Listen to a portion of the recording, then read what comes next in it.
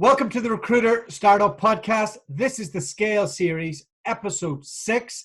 I'm joined, as ever, with my co-host, Andy Hallett. How are you, sir? Very good, thank you. Lovely morning in London. Oh, yeah. And we have this. We have a brand new star here, don't we?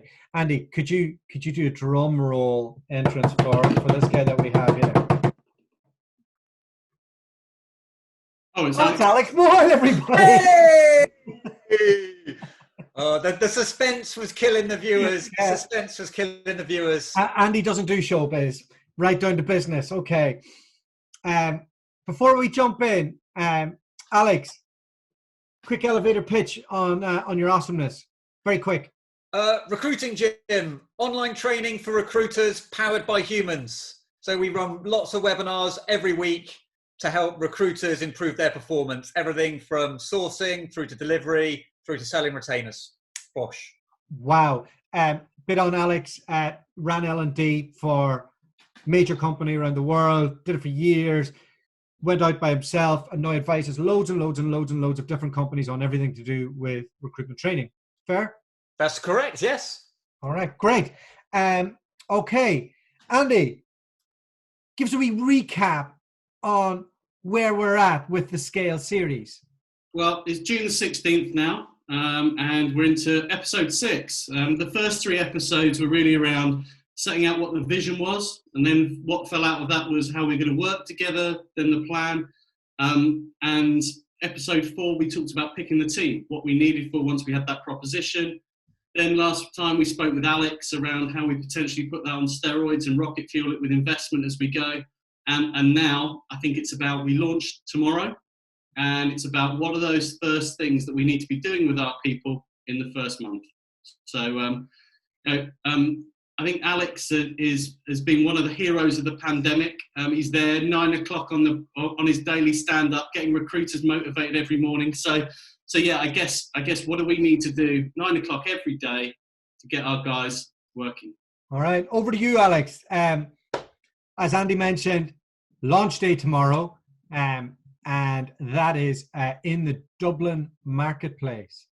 Fantastic. Okay, so you want me to ask you questions, don't you, on where you're at? So firstly, I guess the first question of anyone starting a business I would ask for is what is your niche and how much of a mismatch is there between demand for candidates and supply for candidates? That's the first question I would ask you. All right. Good question. So, do you want to explain why I asked that? Sure. Cool. So the reason being is that there's a term that was taught to me many years ago called fee eligibility, and in a tough market where companies can find candidates themselves, you need to be in a market where clients will still pay a fee for the skill set that you've got. And so generally the skill sets that they'll pay a fee for are the ones that they can't find themselves. There's got to be a much more demand than there is supply. Mm-hmm. And so if you're looking to have a powerful start on day one, like I always ask, how clear are you on how much more demand there is for the skill set than supply? Tomorrow's new joiner, he is an IT sales professional and has been in that marketplace for a number of years. The specific niche within IT sales and that vertical isn't quite broken down yet, but we'll break that down as we go. Demand's high for salespeople in recessions because people need to make sales, and there's always demand for the best people in that. And if you actually look at the Dublin market, the companies that are in Dublin and the demand, you've got some big firms there, and they move around the circuit. So one, it's a proven market. Secondly, we know it's high fee, and we're very excited. We've actually done that from a sort of market proposition planning. So one of the things that when we bring partners on or practice leads, what we're actually looking to do is put that business plan. So a lot of that work is being done, Alex, and they're owning that plan as well, which is really important. So they've already done that analysis. So we understand what the fees look like. We know what the market dynamic, And it can be job driven, it can be candidate driven, but you need that inefficiency. That's where I think you pointed that out, Alex. Fee eligibility effectively is that difference between supply and demand. Cool. And so, the challenge is when you hire experienced recruiters is they all talk a great game, and they all look great coming off the bus. So how are you going to work out whether they're full of hot air or whether they're actually going to deliver? What are the things you're going to get them to focus on? Well, I think first off, it's we'll manage it by active interviews that are happening in IT sales. Essentially, they've got a billing target, and we'll work backwards on how they're going to get to that point. But it is an experienced hire, so we're not going to micromanage anybody. I think one of the most important things, if you look at world-class IT sales recruitment agencies, they are being quite innovative by how they're delivering product, i.e. the best candidates, out to the marketplace. In what ways are they being innovative? From what I'm seeing, I think Audro are doing have a bit of a training course around this, and one of the things is where they do a 15-second pitch on familiarity on a video between you and the client. The second stage is a pitch on the candidate.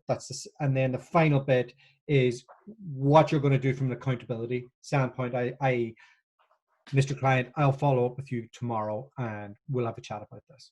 Okay. So I think that within, and if you can break it into the verticals as you go, is really important. However, for us, day one, it's very much play to the strength of the experienced individual, and then view that, and then watch where we think we can tweak it as we go from maybe a productivity perspective, a creative perspective, and managing risk. So the problem with measuring interviews is they could be 6 weeks away from interviews, right? So what other metrics are you going to have within the sales pipeline that will give you an indicator that what they're doing today is going to give you the result that you want in 3 months? It's a good question. I don't think I've got all that mapped out from working it backwards. So okay. So one of the things that people do when they hire experienced recruiters, right? It's like buying a dog and then barking yourself, right? So actually, we're bringing in someone who's done this market for the last 3 or 4 years. So when we're working through the business plan, those metrics will start to come out, and we will start to see that and understand that. So when we start seeing, right, okay, you're building this desk, you're building this practice now, we'll work and we'll shape with that. There's a real danger that I've never built an IT sales permanent desk. Dualta's never done that. So there's a real danger. We've hired someone who has, and then tell them how to do it. So for me, it's more coaching than training around and fully understanding that and supporting them around that, holding them to account for that as well. And it doesn't fall back from that. And I'm not saying you give them these numbers, but I guess the name would suggest you're trying to scale, right? Yeah. And so if the first thing you do is talk to them about what they think their funnel needs to be, what are the measures and milestones? And remember, the pitch to them, the coaching to them is, this isn't about me micromanaging you. It's about us building the formula with which we manage everybody else that follows. And the challenge is that the longer you leave it to start putting that in place, the more resistance you might have if they don't totally buy into it. Because what does world class look like on that, Alex? Well, I mean, so for me, it's always about, like, we will always want people to do activity, but does the activity higher in the funnel equate to what you want to build? So let's say, for example, the average fee is $5,000 and average fee is $6,000, say, and we want to build $12,000 a month. So we've got to do 2 deals. Our fill ratio is 25% on average. So therefore we need 8 good vacancies. Our visit to client meeting to vacancy ratio is maybe 50%, which means we need to do 16 visits. So many of the companies that I work with have metrics, but they don't understand, they don't correlate what you need to do in order to how it comes out. So if I need 8 vacancies a month, how many people do I need in my funnels? Well, if I've got existing clients, and they may also have a restrictive covenant, 8 quality vacancies a month may only need 30 clients. So let's say, for example, on average, 25% of my clients are hiring every month. So therefore, I need 36 clients to get 8 vacancies a month. But if I'm starting a brand new desk and I'm not allowed any existing clients, it could be 10% of the people that I speak to and in regular contact with will be recruiting or give me an opportunity, which means I need 80 in contact cycle. Can I ask a couple of questions? Yep. This is a bit of a chicken and egg scenario. So just to add a bit more context, there's no restrictive covenances. Yep. The person probably comes from an agency where they're not taught how to manage those statistics very well. Okay. There's probably a knowledge gap in terms of being able to establish what that is from day one. So we don't have the data right now to be able to work backwards on that. So I think what Andy is saying, it's kind of like, watch the data for a period and then come back. I mean, the thing is that like they're joining you because you're giving them a formula to scale, right? You're the coach, you're the performance manager. Imagine you joined a football team and they went, well, you just play football. We're still working out the system. Harry Redknapp style manager. Like they're joining because they feel like they're joining Manchester United, right? Yeah. So it's not like, let's look at the key milestones. So fill ratio, number one. Interview to placement ratio, another one. That you might be making these numbers up at the start, and like fill ratio, lead conversion ratio. So how many leads are you chasing in relation to how many people do the job? Or you might have clients in active contact cycle. How many do you need in order to pick up 8 vacancies? Typically, it's around it could be whatever percentage. And then how many people do you need to speak to and qualify in order to get that nurture list that's going to give you the vacancies that you want? You've got to give them something of a funnel, not because you want to drive volume through the business. Well, actually, you do want to drive volume, right? And one of the things I see time and again is business owners are afraid to talk to recruiters about volume. But like Gary Player said, the more I practice, the luckier I get. Why is that, Alex? Why are people scared to have that? Because everyone's afraid of being a micromanager. Let me give you the pitch, right? So, do you know what the difference is between a performance manager and a micromanager? Go on. So a micromanager is someone that asks someone whether they've done something when they actually have a good idea that it's already been done properly. So that's a micromanager. So it's a bit like me going to my wife. So is dinner going to be okay tonight? Like, is that hoovering done okay? By the way, my wife does some of the hoovering. I do some of the hoovering, just not to play to any gender stereotypes. So, but she gets annoyed when I ask her whether she's done things that I should know she's done well. Performance management is asking someone whether they've done, if you're not sure they've done it at the standard you need. Talking about it is performance management. And because so many people came from sort of like recruitment farms where they're beaten with a KPI stick, they just avoid anything to do with volume. But it's a bit like footballers. You've got footballers that have all the talent but no work ethic, and then you've got footballers that have no talent but high work ethic.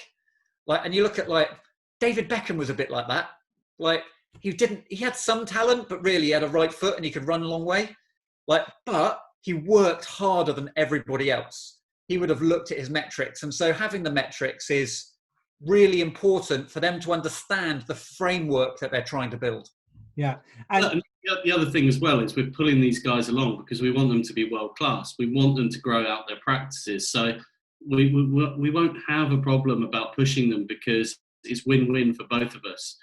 And the other thing, I agree with you, Alex. People don't have that conversation around all they've got is that volume play. Do more of this because they don't invest the time in their people to fully understand. They don't go to that level below to understand what that number is. Yeah, and that's where I was taught that really early. So I ran a contract desk when I first started, and we used to play games, and it was called the Power of One.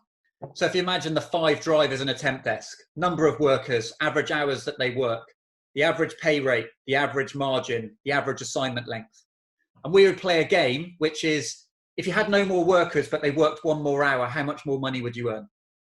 If the average assignment length went up 1 hour and you had 1 percentage point in margin, how much more money would you earn?